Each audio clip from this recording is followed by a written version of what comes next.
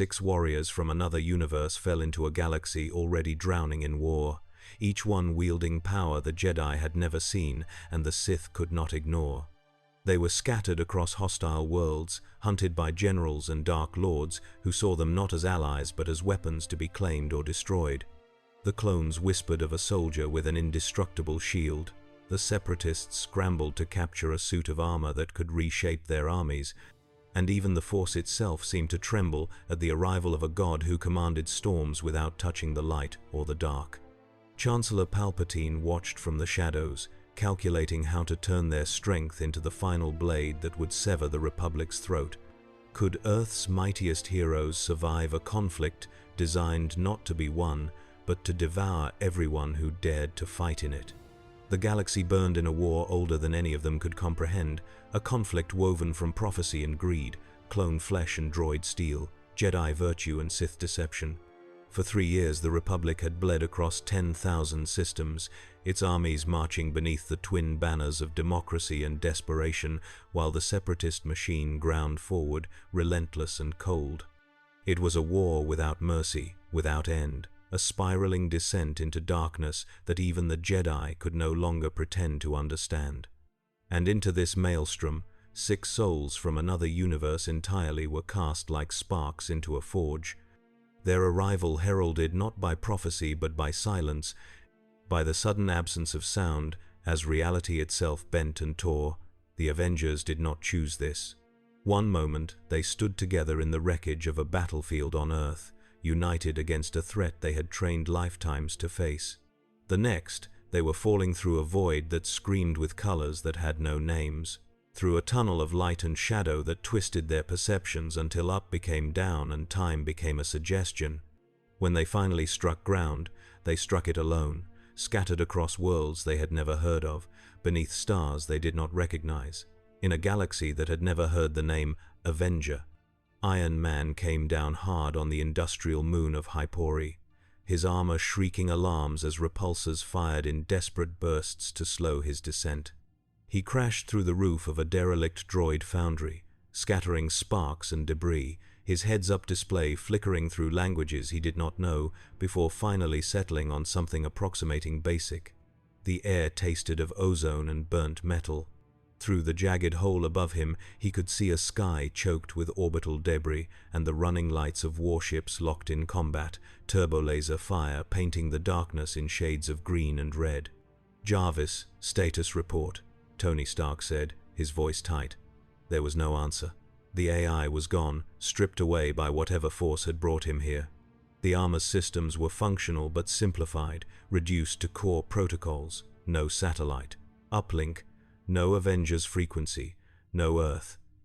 He pulled himself upright, servos whining, and activated his scanners.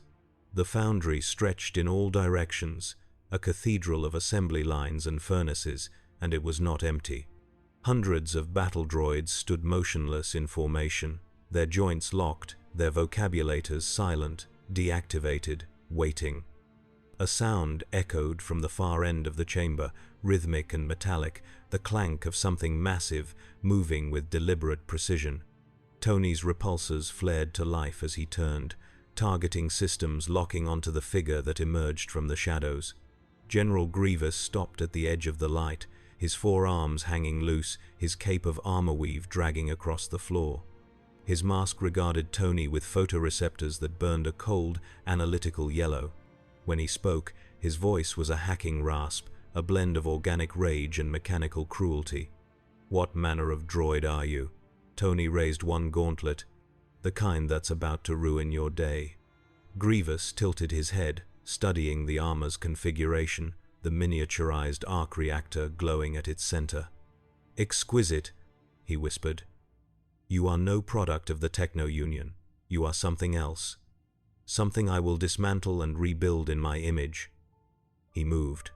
Tony fired, repulsor beams lancing across the space between them, but Grievous was already gone, his cybernetic body launching forward with a speed that defied his mass. He closed the distance in 3 bounding strides, lightsabers igniting in all 4 hands, their blades a whirling storm of blue and green. Tony barely got his shields up in time, energy crackling as the plasma met hard light barriers. the impact driving him backward across the foundry floor. "Okay," Tony grunted, firing thrusters to gain altitude. "Laser swords. Great. Love that." Grievous leaped, impossibly high, his cloak spreading like wings. Two sabers slashed down in a scissoring arc. Tony rolled mid-air, missiles erupting from his shoulder mounts, the projectiles spiraling toward the cyborg general. Grievous spun, sabers moving so fast they became shields, deflecting the missiles into the walls where they detonated in gouts of flame. He landed in a crouch, servos hissing, and his laughter was a wet, rattling thing. "You rely on distance, on technology. You have never faced a warrior of Kaylee." Tony hit him with everything. Repulsor beams, unibeam, laser arrays, sonic disruptors, every weapon system the armor possessed firing in concert. The foundry lit up like a sun, the air itself screaming. Grievous moved through it, a ghost in the firestorm, his sabers carving paths through the energy, his body twisting and bending in ways no organic frame could survive. He closed again, and this time when the sabers struck, they bit into the armor's plating, carving glowing lines across Tony's chest and arms. Alarms blared, hull integrity compromised. Power reserves dropping. Tony grabbed Grievous by one metal arm and fired his, thrusters at full burn, slamming the cyborg into an assembly line hard enough to buckle the machinery. Grievous snarled and drove a lightsaber up through Tony's shoulder joint, the plasma burning through servos and circuitry. Tony roared and unleashed a repulsor blast at point-blank range, the concussive force tearing them apart. He landed hard, smoke rising from his damaged armor, the arc reactor flickering. Across the foundry, Grievous rose, two of his lightsabers extinguished, one arm hanging limp. But he was smiling, if the rictus of his mask could be called a smile. "You will make a fine addition to my collection," Grievous said, "once I pry that power source from your corpse." Tony's mind raced. The armor was dying, he was alone. And this thing, whatever it was, would not stop. He glanced up at the deactivated droids, at the control terminal flickering on the far wall, and a plan formed, desperate and insane. "Jarvis isn't here," Tony muttered, "but their version might be." He fired a precision laser at the terminal, overriding the lockout with a burst of encrypted code adapted on the fly. The foundry hummed to life. The droids activated, hundreds of them, their photoreceptors glowing red as they turned toward Grievous. The cyborg general's laugh was a razor blade. "You think these toys will stop me?" "No," Tony said, lifting into the air, thrusters burning. "I think they'll slow you down." He shot through the roof and into the sky as the foundry erupted in blaster fire and the clash of metal on metal, Grievous's roar echoing into the night. Across the galaxy, on the forest world of Kashyyyk, Captain America woke to the sound of gunfire. He rose from the mud of a riverbank, his shield clutched tight, his body aching from impact. The trees around him were giants, their trunks wider than buildings, their canopy so thick it turned day into twilight. The air smelled of rain and smoke. Blaster bolts streaked through the underbrush, and he heard voices shouting in a language he didn't know, followed by the deeper roar of something massive and mechanical. Steve moved toward the sound, instinct overriding confusion. He crested a ridge and saw the battle below, a clearing where white-armored soldiers fought against towering droids that walked on spider-like legs, their cannons spewing plasma into the Republic lines. The soldiers moved with precision, their formations tight, their fire disciplined, but they were outnumbered. One trooper fell, then another, their armor scorched and shattered. Steve didn't think. He ran. He hit the nearest droid at full speed, shield raised, the vibranium edge slamming into the machine's central processor. It collapsed in a shower of sparks. He rolled, through the shield, watched it ricochet between three droids before returning to his hand. The troopers turned, their helmets tracking him, weapons rising. "Hold fire!" one of them shouted, his voice amplified by his helmet speakers. "Civilian in the combat zone." "Not a civilian," Steve said, shield up as he moved to cover beside them. "Who are you fighting?" The trooper's helmet turned toward him, and even through the emotionless visor, Steve could feel the shock. Separatist droids. We're the 501st Grand Army of the Republic. Who the hell are you? Before Steve could answer, a new wave of droids emerged from the tree line, dozens of them, their march relentless. The troopers opened fire, but their position was crumbling. Steve saw it instantly, saw the gap in their line, the high ground the droids were taking, the inevitable collapse. "Fall back to that ridge," Steve said, pointing. Staggered retreat, covering fire, 3-second intervals. The trooper, Rex by the insignia on his helmet, stared at him, then nodded. "You heard him. Move." The clones obeyed without question, their training overriding their confusion. Steve stayed at the rear, shield deflecting blaster fire, his throws precise and devastating. He moved like the battle was a dance he had practiced 1,000 times, reading the terrain, the enemy, the flow of combat. By the time they reached the ridge, only 2 troopers had fallen, and the droids were scattered, their formation broken. Rex removed his helmet, his face scarred and weathered despite his youth. "That was the best tactical retreat I've seen outside of General Skywalker. You have military training." "Something like that," Steve said. "Where am I?" "Kashyyyk. Outer Rim. Middle of a war." Rex studied him, eyes narrowed. "You're not Republic. Not Separatist.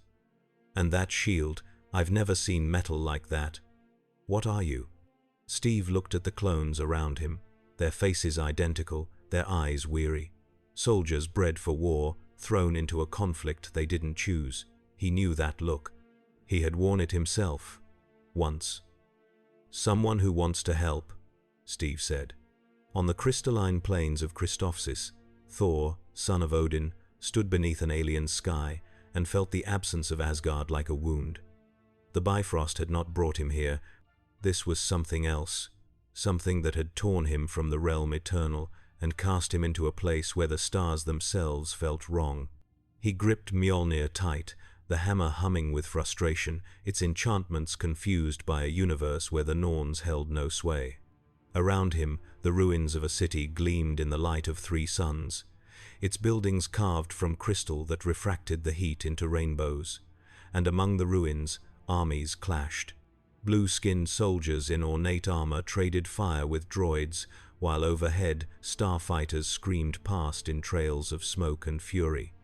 Thor raised Mjolnir and called the storm. The sky answered. Clouds boiled out of nothing, black and churning, lightning arcing between them in jagged veins. Thunder rolled across the plains, so loud it shattered crystal spires, and the rain came down in sheets, turning dust to mud. Both armies stopped, looking up in shock and terror as a figure descended on winds that howled with ancient power. Thor landed in the no-man's land between the lines, his cape snapping, his eyes glowing with the storm's light. He slammed Mjolnir into the ground, and the shockwave rippled outward, toppling droids and soldiers alike, leaving a crater 10 meters wide. "I am Thor Odinson," he roared, his voice carrying over the thunder. "Prince of Asgard, wielder of Mjolnir, protector of the 9 realms. This battle ends now." For a moment, there was only silence and rain. Then a voice spoke from the Republic line, calm and measured, carrying the weight of authority. "Stand down, men." A Jedi stepped forward, his robes soaked, his lightsaber extinguished. He was young, with a scar running across one eye, his presence radiating calm and curiosity. Anakin Skywalker studied Thor the way a pilot studies a new ship, assessing capabilities and threat. "Impressive entrance," Anakin said. "But if you're trying to broker peace, you're about 3 years too late." Thor frowned. "I seek no war with you, Jedi. I was brought here by forces I do not understand. But I will not stand idle while warriors slaughter each other for no purpose I can see."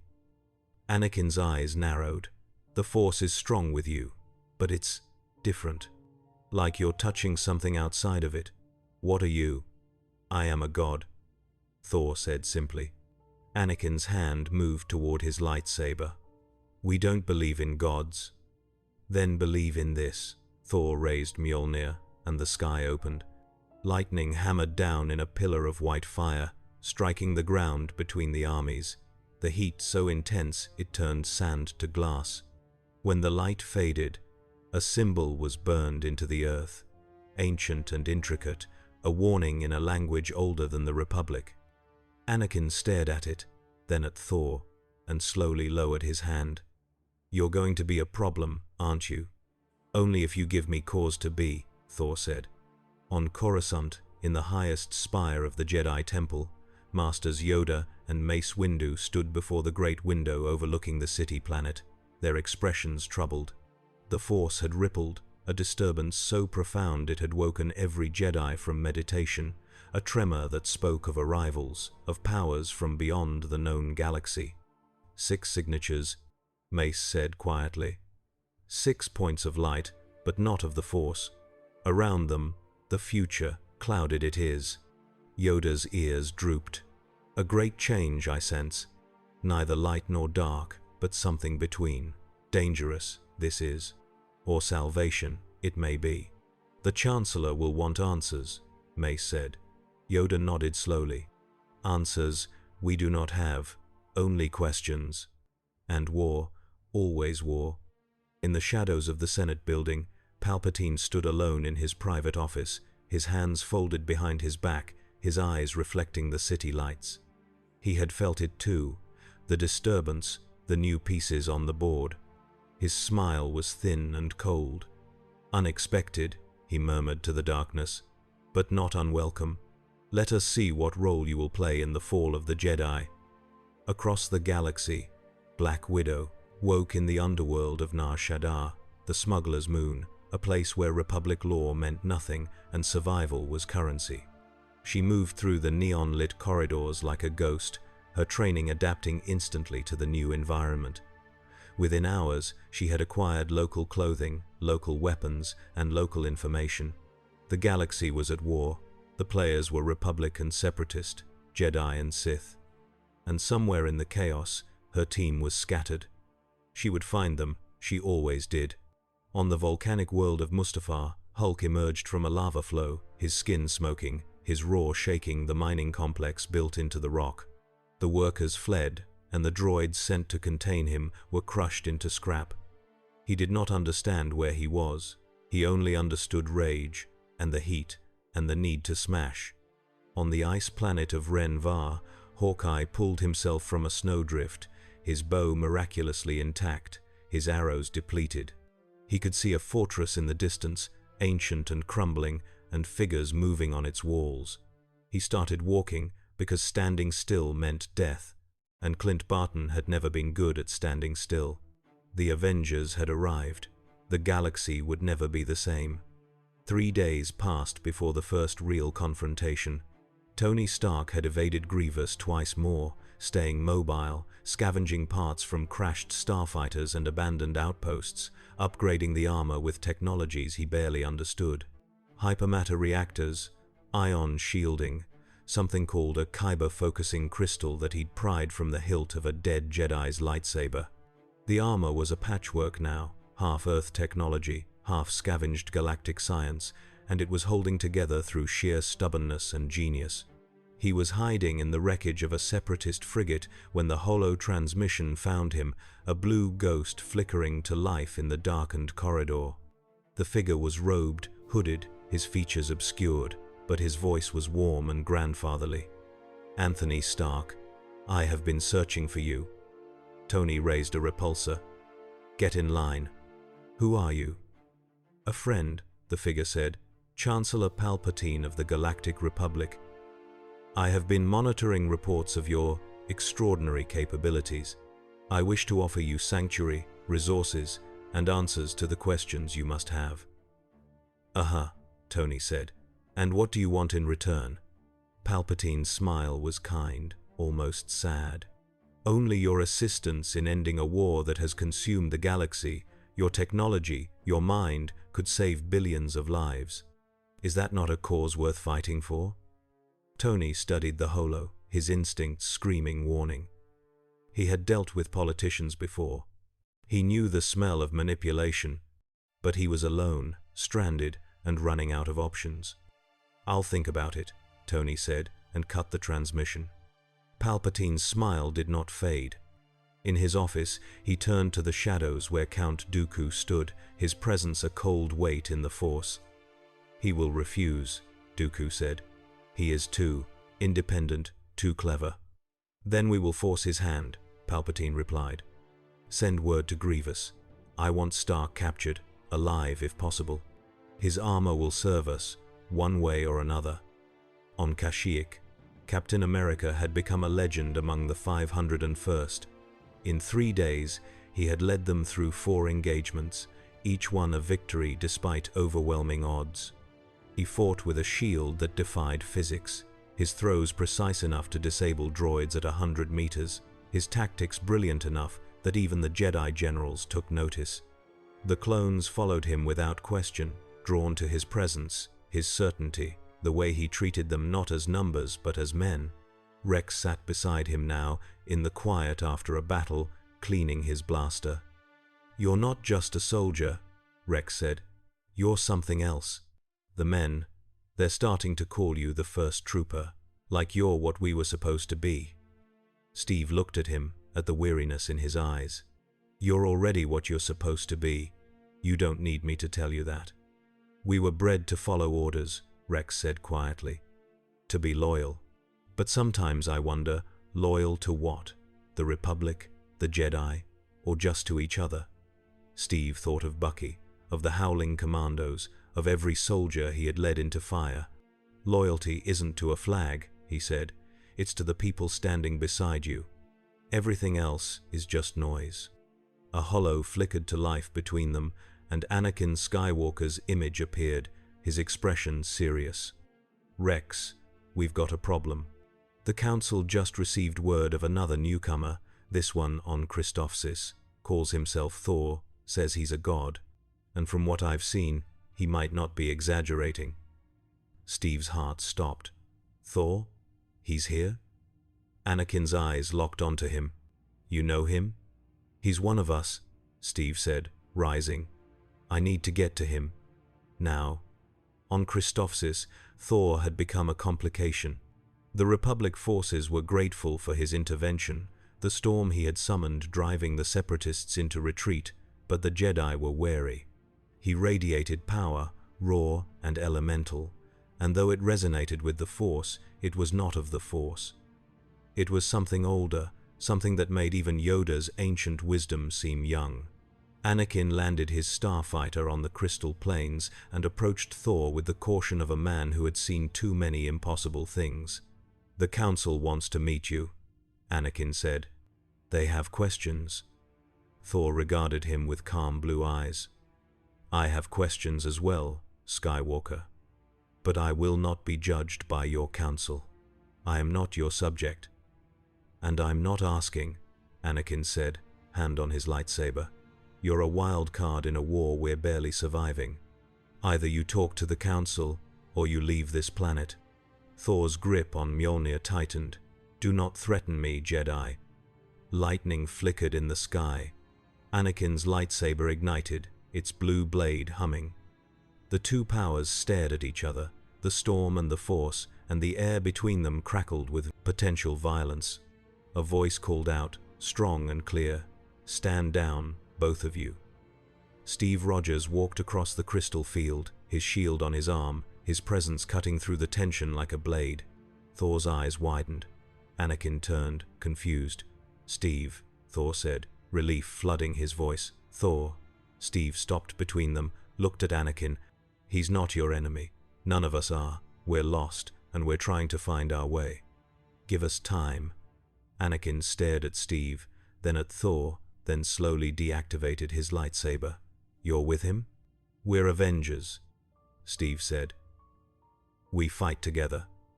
"Two of you," Anakin said. "Are there more?" Steve nodded. "4 more. Somewhere in your galaxy." Anakin closed his eyes, feeling the weight of it.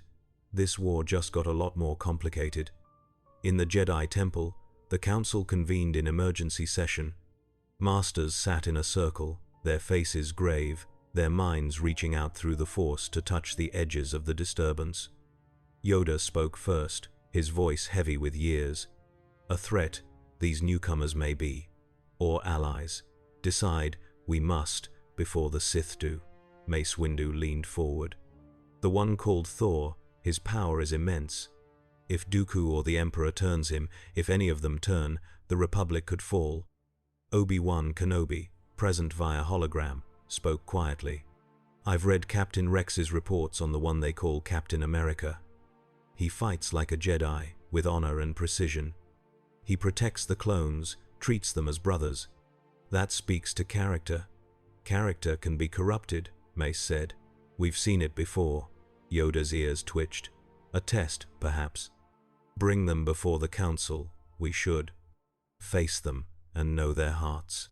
In the shadows of the Sith world of Korriban, Count Dooku stood before an ancient altar, his hands resting on a Sith holocron. The crimson light of the artifact bathed his face as he spoke to the void. Master, the Republic has found allies. 6 warriors, powerful beyond measure. If they unite, they could shift the balance. Palpatine's voice answered, cold and amused. Then we will ensure they do not unite. Turn them against each other, against the Jedi, against themselves. Power without control is easily manipulated. Begin with the beast. On Mustafar, Hulk stood at the edge of a lava river, his mind a storm of rage and confusion. The heat did not touch him, the poison in the air did not slow him, but the loneliness, the emptiness, that was a wound he could not smash away. He roared into the volcanic sky, and the sound carried across the mining complex, drawing the attention of the droid battalions stationed there. They came in waves, hundreds of battle droids, super battle droids, droideka with their shields crackling. They fired, and the plasma washed over Hulk like rain. He charged, each step an earthquake, his fists pulverizing metal and circuitry. He tore through the battalion in minutes, his rage a force of nature, unstoppable and absolute. But when the smoke cleared and the last droid fell, he stood alone again, surrounded by wreckage, and the rage dimmed. Banner's voice, small and distant, whispered in the back of his mind. Where are we? What happened? Hulk did not answer. He did not know how. A ship descended from the sky, sleek and black, its design predatory. The boarding ramp lowered, and a figure emerged, tall and elegant, his robes the color of shadow. Count Dooku regarded Hulk with cold curiosity, his lightsaber hanging at his side, but not ignited. Magnificent, Dooku said.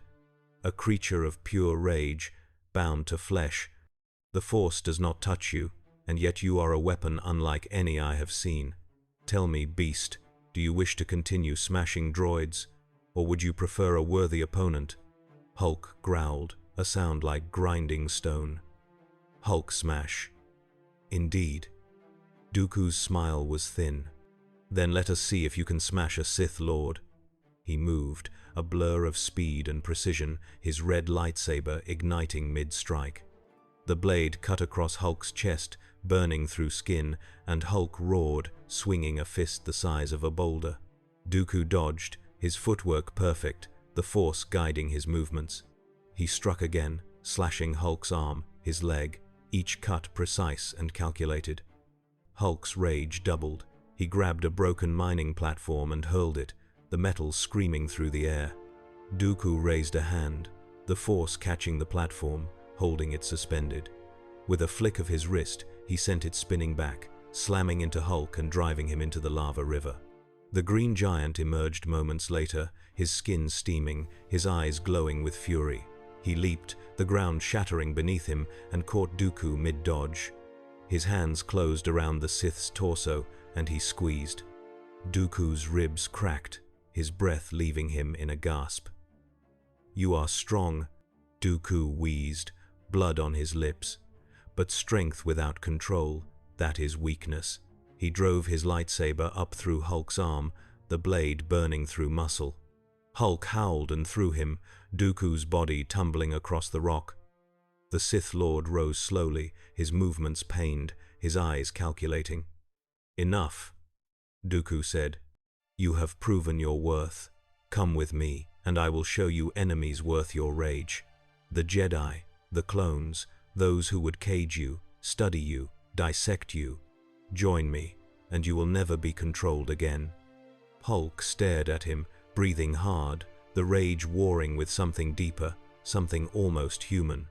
Banner's voice whispered again, desperate, "Don't listen, he's lying, they always lie." But Hulk did not trust Banner's voice, he only trusted the rage. He turned and walked away, into the volcanic wastes, leaving Dooku standing alone.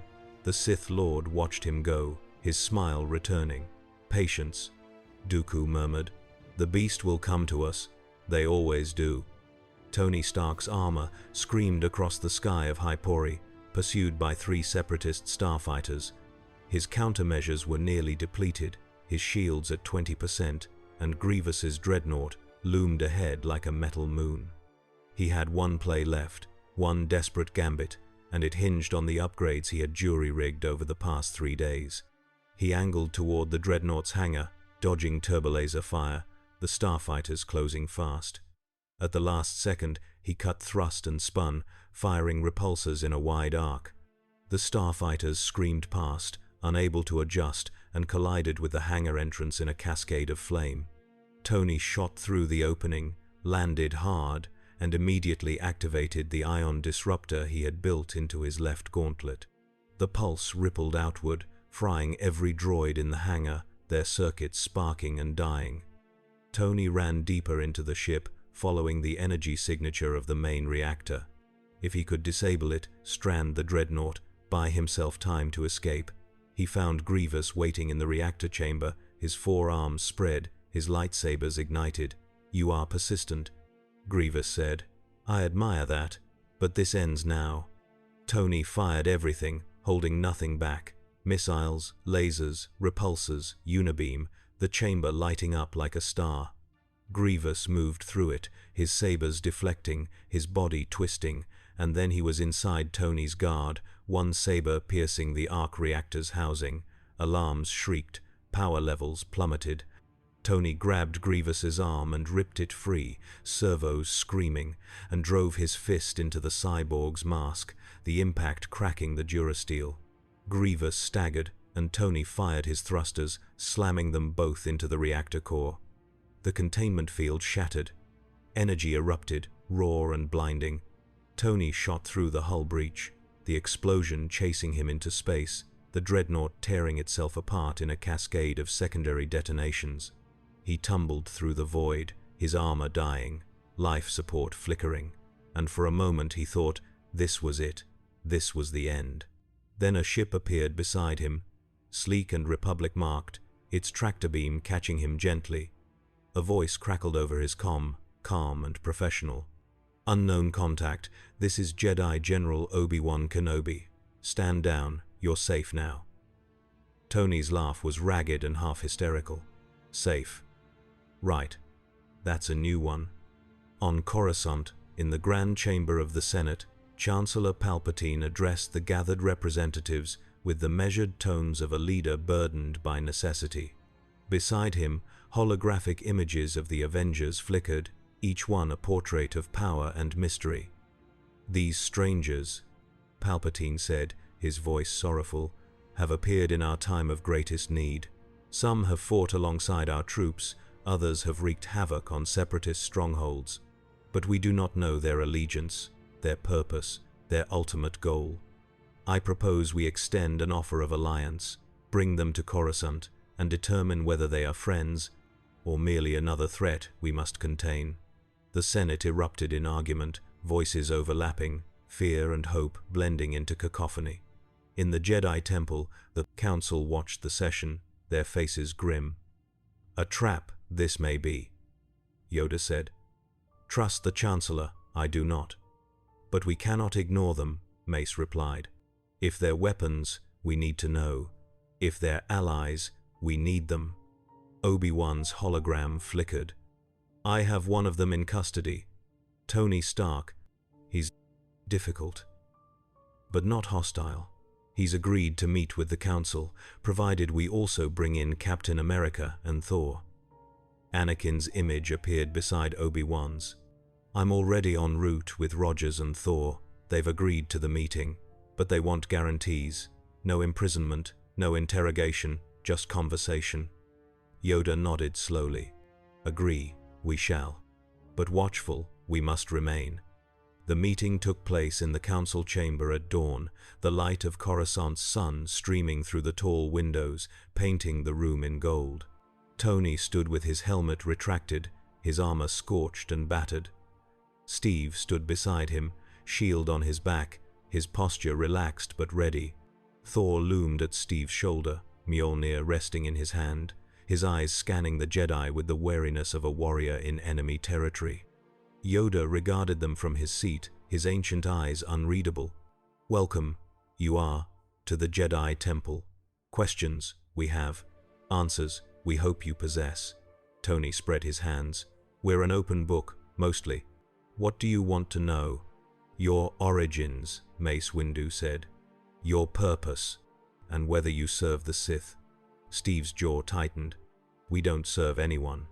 We were pulled here by something we don't understand, scattered across your galaxy. We're trying to survive, trying to find each other, and trying to get home. Home, Obi-Wan echoed. Where is home? A planet called Earth, Tony said. In a galaxy you've never heard of. Trust me, I checked your star charts. We're not in Kansas anymore. Another galaxy, Mace said slowly. That's impossible. Thor's voice rumbled like distant thunder. The impossible is merely the untested. We come from a realm where gods walk among mortals, where science and sorcery are one. Your force, it is familiar to me, but it is not the Odin force, not the power of Asgard. You dwell in a different weave of reality. Yoda leaned forward. And yet, powerful you are. A threat you could be to the balance. We don't want to be a threat, Steve said. We want to find our friends and go home. But if we're stuck here, we'll do what we've always done. Fight for what's right. Protect people who can't protect themselves. That's what Avengers do. The Council exchanged glances, silent communication flowing through the Force. Finally, Yoda spoke. Allies, you may be, but prove yourselves, you must. Aid the Republic, help end this war, and trust we may offer in return. Tony's smile was sharp. And if we refuse? Mace's hand moved to his lightsaber. Then you'll be confined until the Council determines you're not a danger. Lightning flickered around Thor's form, a warning. Steve stepped forward, his voice calm but firm. We'll help, but we do it our way. No chains, no control. We're not your soldiers. Yoda's ears twitched, something almost like amusement in his gaze. Agreed. But remember, Captain, in war, no one is free. Across the galaxy, on Nar Shaddaa, Natasha Romanoff had tracked down a lead. A smuggler with connections to Republic intelligence, a Twi'lek named Bera who owed favors in 3 sectors. She found Bera in a cantina that reeked of cheap liquor and desperation, and within 5 minutes she had extracted every piece of information the smuggler possessed. 3 of them are on Coruscant, Bera said, nursing a bruised jaw. Meeting with the Jedi. The others, scattered. 1 on Mustafar, 1 on Renvar, locations unconfirmed. Natasha released her, stepped into the neon-lit street, and commandeered a speeder with practiced ease. Coruscant. That was her target. She would find Steve, Tony, Thor, and together they would find the others. She did not see the hooded figure watching from the shadows, its presence a cold void in the Force. Asajj Ventress smiled, her twin lightsabers hanging at her sides. The spider seeks the web, Ventress murmured. Let us see if she can navigate the strands. On Renvar, Clint Barton had survived 3 days by hunting, scavenging, and staying invisible. The fortress he had seen was occupied by separatist forces, and he had been methodically taking them out, 1 sentry at a time, his arrows adapted to use power packs scavenged from blaster rifles. He was down to his last 3 shots when the separatists sent a hunter after him, a droid unlike any he had seen, sleek and silent, its chassis built for stealth. The droid found him at dawn, perched on a ridge overlooking the valley. Clint fired, the arrow punching through its optical sensor, and the droid collapsed. He retrieved the arrow, examined the droid's systems, and his blood went cold. It had been tracking his biometrics, his heat signature, his movement patterns. Whoever sent it knew exactly who he was and where he would be. This wasn't random, this was targeted. He looked up at the sky, at the stars he didn't recognize, and made a decision. He would move toward the largest settlement he could find, risk exposure, because isolation was no longer safety. It was a trap. On Mustafar, Bruce Banner woke for the first time in days. He was lying on cold rock, his body aching, his clothes shredded. The rage had receded, leaving him hollow and shaking. He could remember fragments, violence, and heat. A man in dark robes who had fought him, who had offered something. He couldn't remember what. He sat up, looked around, and saw the mining complex in ruins, the droids scattered like broken toys. He had done that. Hulk had done that. God, he whispered, what is this place? A shadow fell across him. He looked up, and a young woman stood there, her skin pale, her eyes twin voids of hunger and hate. Asajj Ventress regarded him the way a predator regards wounded prey. You are the beast, she said. The one my master seeks. Come with me, or I will drag your corpse. Bruce's hands trembled. I don't want to fight. Her smile was a razor. You won't have a choice. She moved, her lightsabers igniting, and Bruce felt the rage rising, felt Hulk clawing at the surface, roaring to be free. He tried to hold it back, tried to stay himself, but the blades were coming and the heat was unbearable, and the fear was everything. He let go. Hulk erupted from Banner's body like a bomb, his roar shaking the ground, his transformation tearing the rock beneath him. Ventress's strike passed through empty air as Hulk's fist slammed into her, the impact sending her flying across the complex. She recovered mid-flight, the force cushioning her landing, and charged again, sabers whirling.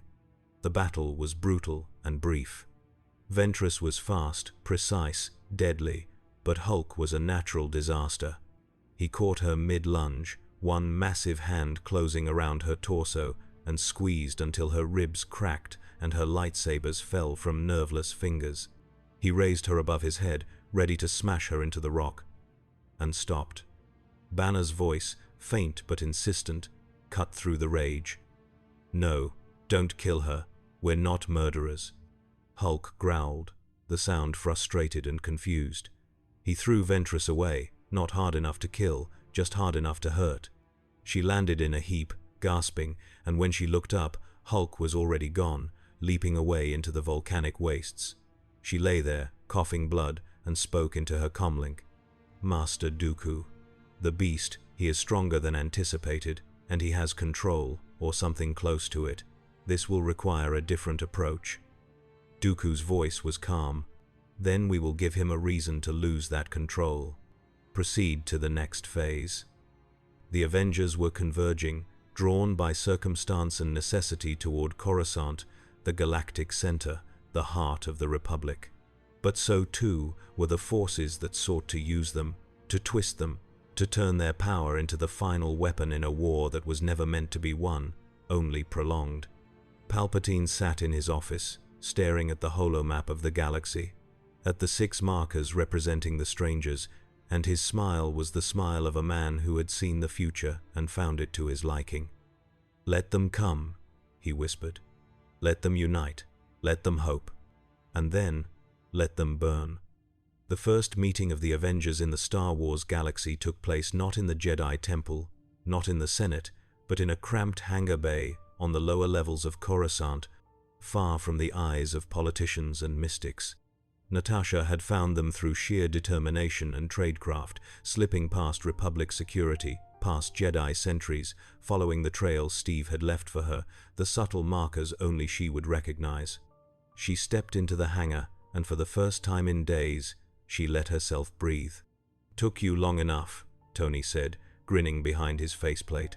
Natasha's smile was brief and genuine. You're harder to track in a galaxy with 1 trillion people. Where are the others? Clint is inbound, Steve said, pointing to the sky where a stolen separatist shuttle was descending, its transponder disabled. Bruce is complicated. Thor's expression darkened. The beast has been seen on Mustafar, hunted by dark warriors. He is not himself. When is he ever? Natasha muttered. We need to get him before someone else does. The shuttle landed, and Clint descended the ramp, his bow slung across his back, his face haggard. He stopped when he saw them, his shoulders sagging with relief. Thought I'd never see you guys again, he said. Steve clapped him on the shoulder. We don't leave people behind. Touching, a voice said from the hangar entrance. They turned as one, weapons rising, shields up, as a squad of clones entered, led by Captain Rex, with Anakin Skywalker at his side. The Jedi's lightsaber was not ignited, but his hand rested on its hilt, his posture cautious. Stand down, Anakin said. We're not here to fight. The Council sent me to make sure you don't do something stupid, like steal a ship and disappear. They want your help, and so do I. Help with what? Natasha asked, her voice flat. Anakin met her gaze. The war. And stopping the Sith before they destroy everything. Tony's laugh was bitter. We just got here, and you want us to win your war for you. That's rich. I'm not asking you to win it, Anakin said. I'm asking you to survive it, because whether you like it or not, you're already part of this. The Separatists know about you, the Sith know about you, and if you don't pick a side, they'll pick one for you. Steve stepped forward, his voice steady. We've been through this before, wars with no good answers, enemies on all sides, but we don't fight for sides, we fight for people.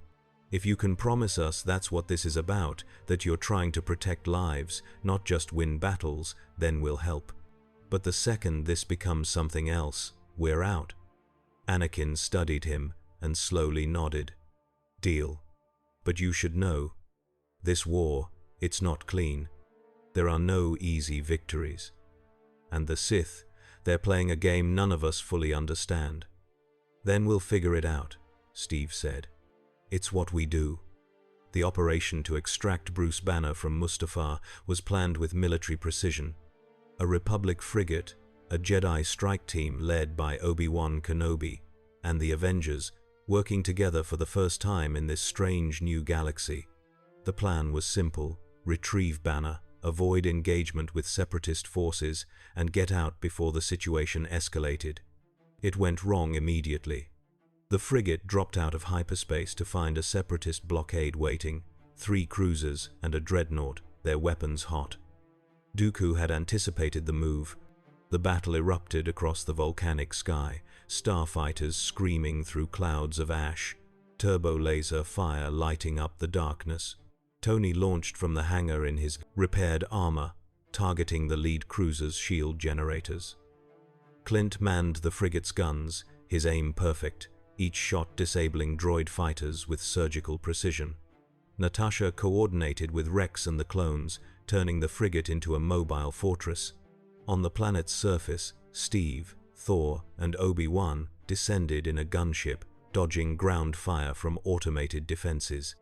They landed near the mining complex where Banner had last been seen, and immediately came under attack from super battle droids and droidica. Thor called the storm, lightning hammering down, frying circuits and shattering shields. Steve's shield ricocheted through the formation, each throw precise and devastating. Obi-Wan moved like water, his lightsaber a blue blur, deflecting blaster bolts and severing droid limbs with elegant economy.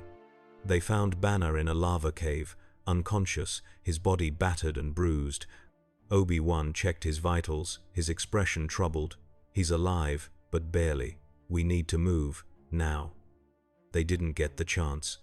Count Dooku emerged from the shadows, his presence a cold weight, his lightsaber ignited and glowing red. Behind him, Asajj Ventress and a squad of Magna Guards formed a wall of blades and malice. Captain Rogers, Dooku said, his voice urbane and mocking, I have heard much about you. The perfect soldier, the man without fear. Let us test that legend. Steve raised his shield. I'm not interested in tests. A pity, Dooku said. Because I am. He attacked, a blur of speed and precision, his lightsaber carving through the air with deadly grace. Steve met the strike with his shield, the plasma screaming against vibranium, and countered with a punch that would have shattered bone. Dooku sidestepped, the Force guiding him, and drove his saber towards Steve's heart. Steve rolled, the blade missing by inches, and threw his shield. Dooku caught it with the Force, held it suspended, and flung it into the lava. Steve's eyes widened. Without the shield, he was vulnerable, mortal, just a man.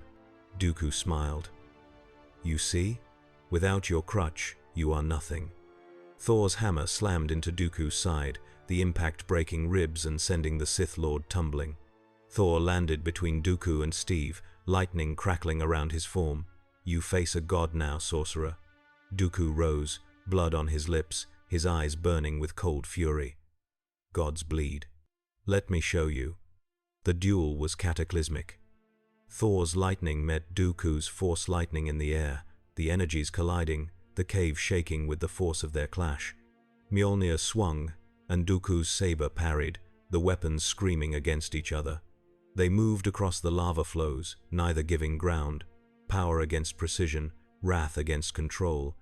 Obi-Wan engaged Ventress, their sabers weaving a deadly dance, blue against red, while Steve recovered his shield from the molten rock with a length of cable, the vibranium glowing but intact. He rejoined the fight, shield and hammer working in concert, driving Dooku back step by step. And then Banner woke. He rose to his feet, his eyes glowing green, the transformation beginning not from fear but from rage, from the knowledge that his friends were in danger. Hulk roared, and the sound shook the mountain. He charged into the battle, his fists rising, and Dooku's face went pale. Retreat, Dooku said, and the word was an order. He and Ventress disengaged, leaping onto a waiting speeder, the Magna Guards covering their escape. Hulk pursued, but Steve's voice called out, Bruce, stop, we're here, you're safe. Hulk skidded to a halt, his massive chest heaving, his eyes searching. He saw Steve, saw Thor, saw Obi-Wan with his lightsaber raised but not threatening, and the rage dimmed. Banner's voice, small and broken, emerged. Steve? Yeah, buddy, Steve said, stepping forward slowly. It's me. We found you. Hulk shrunk, the transformation reversing, and Banner collapsed into Steve's arms, unconscious but alive. The Avengers had their sixth member back. The return to Coruscant was a brief respite, a moment to breathe before the storm. The Avengers were given quarters in the Jedi Temple, a gesture of trust or containment, they couldn't tell. They gathered in a meditation chamber overlooking the city, the six of them together for the first time since Earth, and the weight of everything they had endured settled over them like a shroud. This galaxy is a mess, Tony said, staring out the window. War on a scale we've never seen, manipulated by people we can't trust, and we're stuck in the middle with no way home. We've been in worse, Natasha said, though her voice lacked conviction. Have we? Clint muttered. Because I don't remember facing down a galaxy of laser swords and magic monks. Thor's voice was quiet. We have faced gods, monsters, the end of worlds. This is no different. We endure, we fight, we protect. And then what? Bruce asked, his voice raw. We're not from here. We don't belong here. How long before we become the problem? Steve looked at each of them in turn, his gaze steady. As long as it takes. We find a way home. But until then, we do what we've always done. We stand between the vulnerable and the threat. That doesn't change, no matter what galaxy we're in. Noble, a voice said from the doorway. They turned as Palpatine entered, his presence warm and grandfatherly, his smile kind. Forgive the intrusion. I wanted to meet you properly, without the formality of the Senate. You have impressed many with your courage. Tony's eyes narrowed. Chancellor, what do you want? Only to offer my gratitude, Palpatine said. and to ask for your help in a matter of great urgency. The Separatists are planning an attack on Coruscant itself, a strike at the heart of the Republic. The Jedi believe you could be the key to stopping it." Steve stood. "Why us?" "Because you are unknown," Palpatine said. "The Separatists do not understand you, cannot predict you. That is a weapon in itself. Will you help us?" The Avengers exchanged glances. It was Natasha who spoke, her voice cool and measured. "What's the catch?" Palpatine's smile never wavered. "No catch.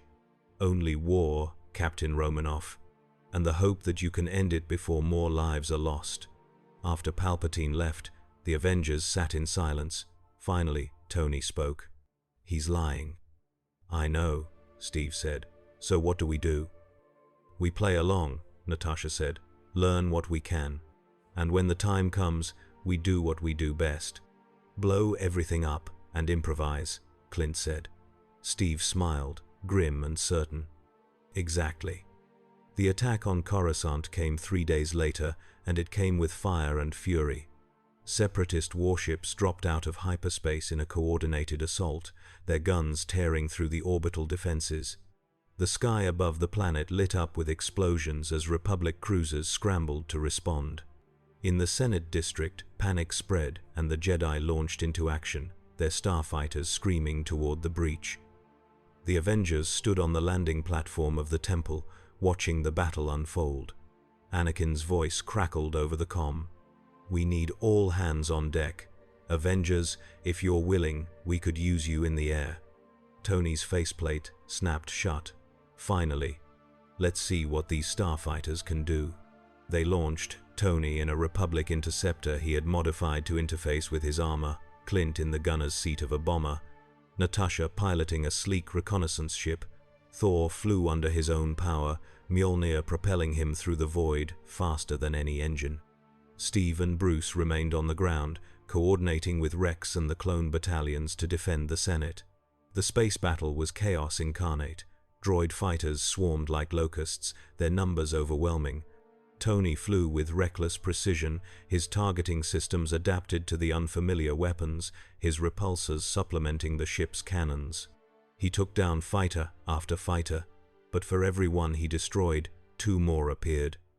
"This is insane," Tony muttered. "There's too many." Thor's voice boomed over the comm.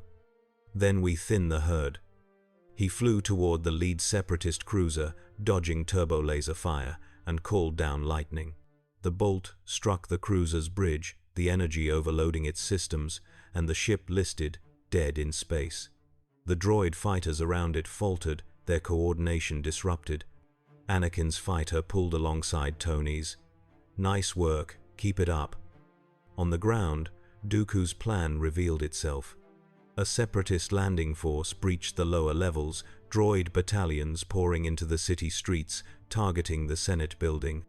Steve and Rex led the defense, the clones forming defensive lines while Steve moved through the chaos, his shield deflecting blaster fire, his tactics turning the tide. But the droids kept coming, and behind them, a new threat emerged. Grievous, his body rebuilt, his sabers ignited, his photoreceptors locked onto Steve. "You," Grievous hissed. The soldier, without armor. "Let us see if flesh is stronger than steel."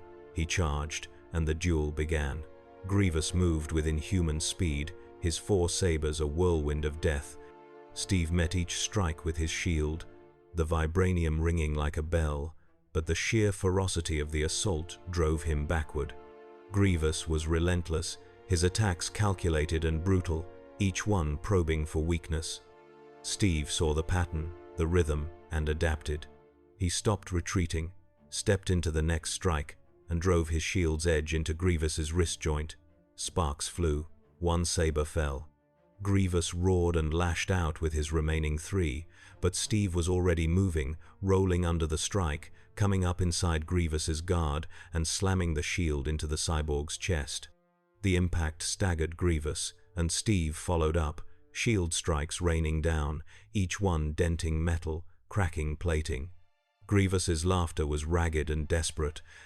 "You are more than a man. What are you? Just a kid from Brooklyn?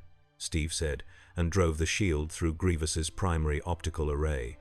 The cyborg general collapsed, his body twitching, his systems failing.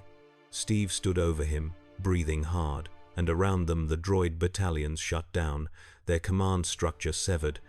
In space, the Separatist fleet began to retreat, their assault broken. The Avengers regrouped on the landing platform, battered but victorious. Obi-Wan and Anakin landed beside them, their expressions a mix of relief and awe. "You saved the Republic today," Obi-Wan said. "For now," Natasha replied, her eyes scanning the horizon. "But this isn't over." She was right. In the depths of the Senate building, Palpatine stood alone in his office, staring at the reports, at the casualty figures, at the recordings of the Avengers in action. His smile was a knife in the dark. "Perfect," he whispered. "Now they are heroes. Now the Republic loves them. And when the time comes, when I turn them into villains, the fall will be all the more tragic." He activated a secure channel, and Dooku's image appeared, battered and furious. "The plan failed," Dooku said. "No," Palpatine replied. "The plan succeeded. The Avengers have revealed their power, their loyalty, their weaknesses. Now we know how to break them. Proceed to the next phase. Target the beast, make him uncontrollable. And when he destroys everything around him, the Jedi will have no choice but to act." The trap was set. The Avengers had won the battle, but the war, the true war, was only beginning.